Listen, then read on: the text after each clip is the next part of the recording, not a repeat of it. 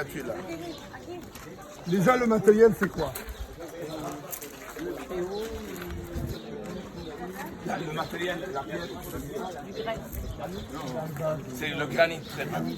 Alors, si on a une statue d'un bloc monolithe en granit, c'est fort possible, Nouvel Empire. Parce qu'Ancien Empire, on voyait au Caire.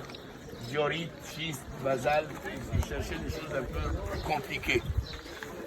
Le granit est aussi compliqué, mais pas autant que le schiste, quand même, et le basalte.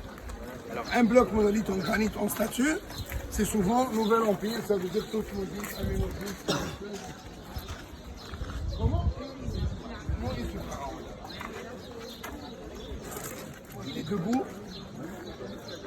Il a une jambe avancée. Qu'est-ce qu'il a au niveau de la poitrine?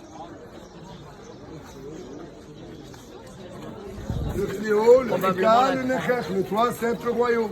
On voit que deux, mais normalement il portait les trois. Dans les deux mains, il portait les trois ensemble. Cette position est la position de qui? D'un mort. Parce que Ramsès, là, il est mort. Cet homme, il est mort. Il n'est pas mort.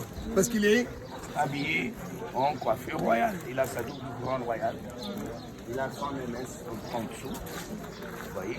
Il a les sceptres royaux. On voit la peau, c'est-à-dire qu'il n'est pas dans un linceul. On voit une femme entre ses jambes. Mais c'est une image divine. C'est pour cela, malgré tout, on n'a pas le nom. On n'est pas sûr qui c'est. Et on suppose Ramsès II. On suppose Ramsès II. Par exemple ici, vous voyez, c'est signé Ramsès II. Et ça, c'est pas Ramsès II. Ça, c'était Toutmôsis, antérieur à Ramsès II, mais c'est Ramsès II qui s'est fait graver son nom là-dessus. Il était comme ça, Ramsès II. Mais là, c'est presque anonyme.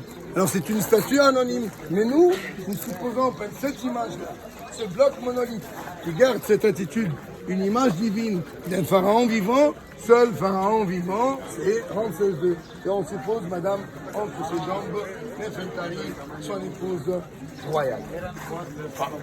C'est pas très important, mais c'est une belle statue qu'on voit.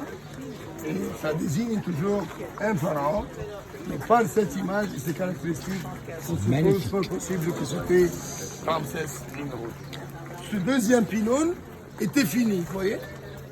Quand c'est fini, c'est comme dans les tombeaux. Comme dans les tombeaux. Mais là-bas, c'est pas fini. Brut. Même pas poli. Alors que là, c'était le deuxième pylône qu'on a perdu. Malheureusement, on l'a pas perdu. Mais c'est l'érosion, le temps et la main. Bon, il n'y a plus grand-chose. C'était un immense façade. Vous voyez là-bas? C'est vraiment vaste. Alors, à partir de là, on va concentrer sur l'axe. Vous voyez? La terre. Alors, la terre qu'on a aujourd'hui, c'est bien sûr pas la terre des pâtes, du carrelage.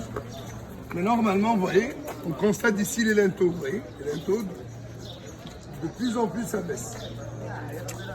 Plus qu'on va au fond, plus que le plafond baisse et la terre montée. Normalement. Et la largeur est ici. Il faut toujours concentrer et avoir un focus. Focaliser l'hôtel. Alors, Une fois toutes les portes sont ouvertes, on pourrait voir l'hôtel depuis l'entrée. Quand c'est fini, le peuple n'a pas besoin d'y aller. C'est pour ça qu'ils étaient réservés ici. il était vraiment arrêté là. Le peuple, il ne pouvait pas accéder au-delà. Mais dans les temples ptolémaïques et romains, on a changé cette tactique. On a donné plus de tolérance, plus de flexibilité pour le peuple. Là, on a créé des déambulatoires. Pour faire le tour de tout le monument sans y être.